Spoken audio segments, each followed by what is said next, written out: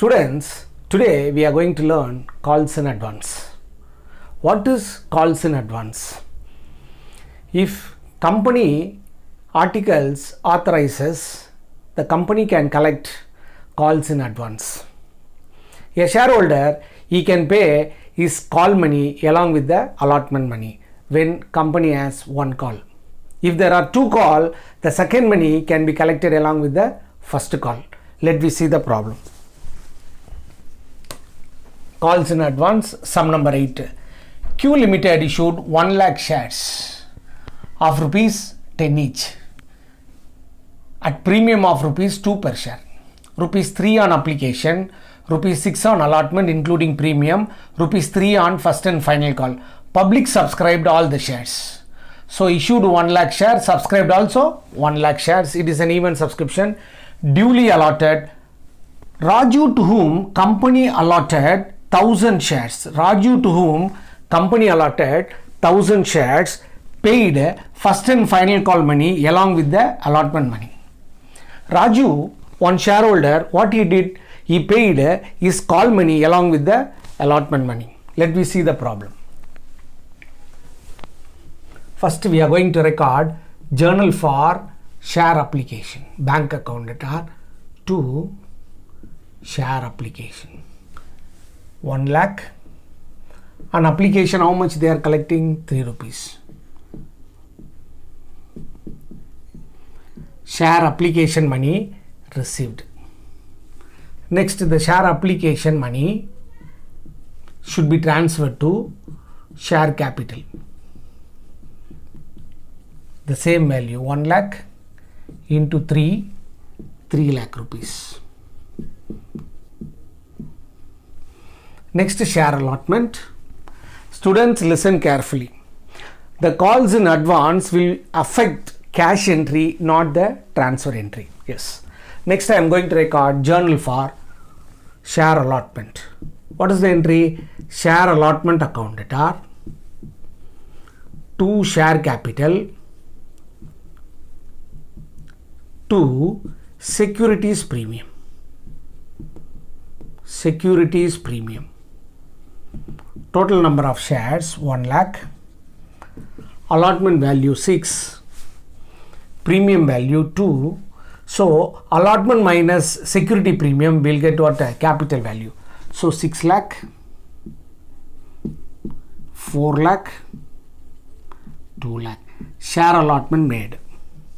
Now we are going to record cash entry for share allotment. Normally we will record bank account data to share allotment. So here we have problem. Raju, he allotted 1000 share. He paid 1000 share first and final call money along with the allotment money. So he paid 1000 share first and final call money along with the allotment money. Here we are recording cash entry of share allotment. Entry is bank account data to share allotment. Here along with the share allotment money we are collecting the calls in advance. So calls in advance should be credited on collection.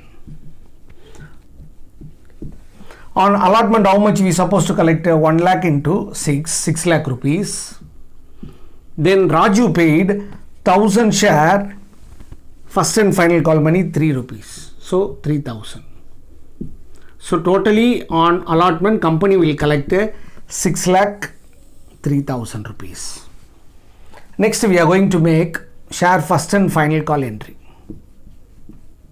Share first and final call transfer entry. Share first and final call account data to share capital value. This is a transfer entry. Calls in advance will not affect 3 rupees.